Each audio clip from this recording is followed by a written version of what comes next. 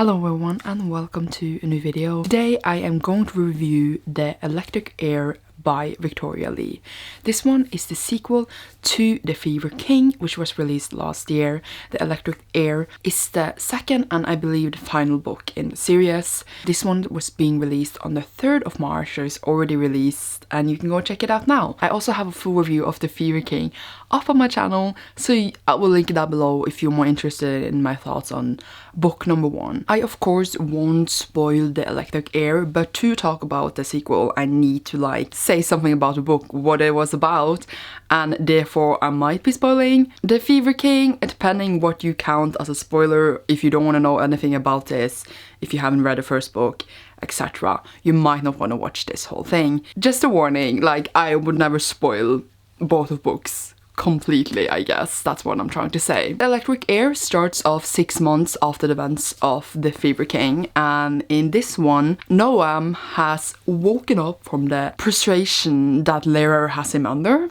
and he knows that what he's capable of and wants to stop him. Not necessarily kill him, but stop him at least for spreading the magical disease. Noam also believes that Dara is dead and is heartbroken over this, but thereby is also still Heir's companion slash new prodigy, and is by his side until he can find the vaccine to maybe stop the magical disease. We also have Dara, who is coming back to Carolina, and he doesn't have his magic anymore because he was cured of his magical fever and had to take the vaccine, and now he's magical less, but he is there to kill her after everything he did to him. And that is basically it. Dara has joined the rebellion and Noam is doing his other thing. Will their paths connect? Definitely. That's how basically the second book starts out. I was very shocked of different thing on page, like for example Noam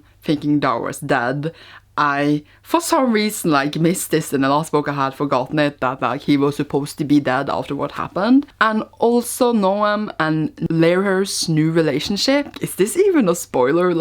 I don't even know. This is a much more dark book than The Fever King because it has a lot of dark themes of abuse, of being in a very domestic abusive relationship, of a minor in a relationship with an elder person, of substance abuse, and talks of previous suicides. And there's also kind of a war going on, so there's a lot of violence and death going on with that. So there is a lot of dark themes in this. The author recommended checking out trigger warnings on her website, so if you are intending to read this and you know you might be triggered by some of these things, I do recommend checking that out as well. I can leave a link down below if you're interested. So it's very much darker. It all hinted in all of this in the last book. There was, for example, mentions of rape in the last book as well, but here it's much more potent because we are following a character. It's actually happening to, not necessarily rape, but abuse. Well, in the last book it was more outside where we were told about it, but it wasn't happening to us in the moment. It was not badly written at all, but it's a very a dark YA dystopia, very much on the dark side than I am more used to, I guess, reading and seeing. Of course, usually dystopia is quite dark because it's usually a lot of death and war, etc., etc. So really normal themes in dystopia, but here it had so much more substance of awful things that could happen to you. So it was kind of depressing to read, but also very interesting and intricate. It made, how can I say that? It was it wasn't bad, it was just very intense and there was a lot of it. So it became very heavy to read at a point. It is a very easygoing book as well. The writing is very easy. It's not really hard to read at all. And I was enjoying myself while I was reading it, but I was also a bit whew, there is a lot of dark shit happening here.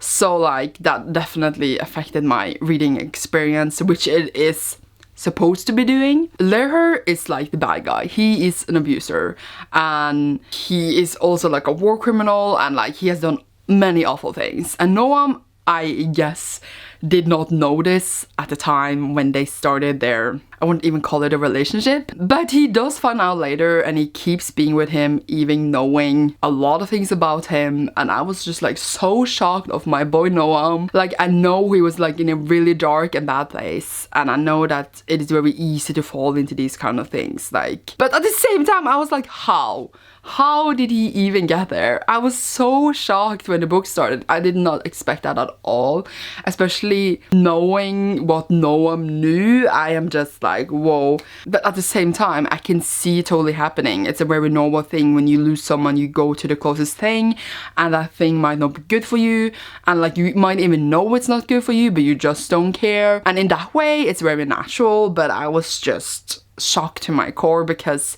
I just didn't expect it. It itched me in a bad way like the whole time, because like I just wished the author had gone in another direction. I guess they wanted to show like how awful it could be and like show it us, I assume. There's also this like really random war in the middle of the book. It's not really a spoiler, and it just came kind of out of nowhere. Not really, but also kind of. And we used like some time on that, and then it was just like over, and I was like, oh, that was it. So overall, like the plot in the book is basically to kill her, and it's fine. It's a fine plot, but like it's also very like focused on all the other things I've been talking about, and also Noam and Dara recollecting, reuniting whatever they had. But like the plot is a very like, oh, we can't beat him, he's so OP, and I find out over and over that he's more OP than they thought they were.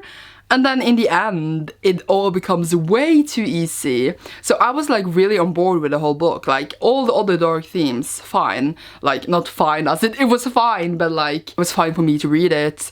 And I wanted to see the story close up, and I wanted everyone to be okay, etc. And in the end, everything just went so fast. It was like the whole book was like super long, and I used so much time on all these things and talking about how it was impossible to beat him, etc, etc. And then in the end, whoops, it was over, and I was like, what?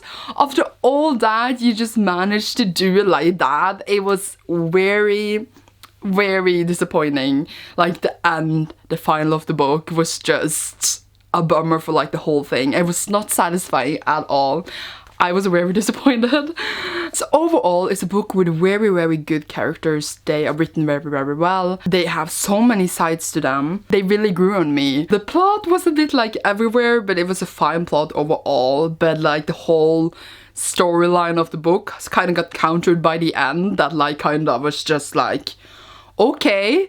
So like overall, I do feel like I like the Electric Heir much better than I like the Fever King. The Fever King, I was kind of like to the whole thing, though I now appreciate it much more reading the Fever King. I was like used to the magic and the characters and everything. In the Electric Heir, I like appreciate the whole groundwork that the author did in the Fever King. I feel like I like the sequel more. I feel like I would give this like 3.5, while this first book I would give like 3 stars.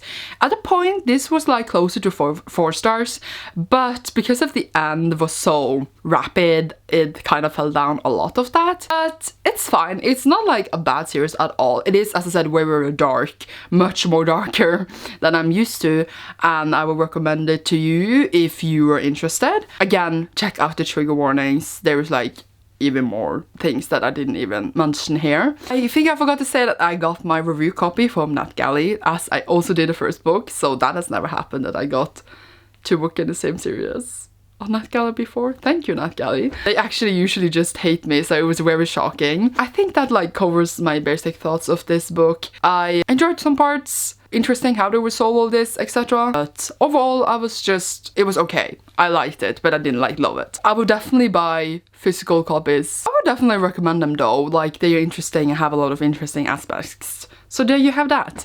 I hope you enjoyed this video. Thank you so much for watching. You will see me soon in a new one. Bye!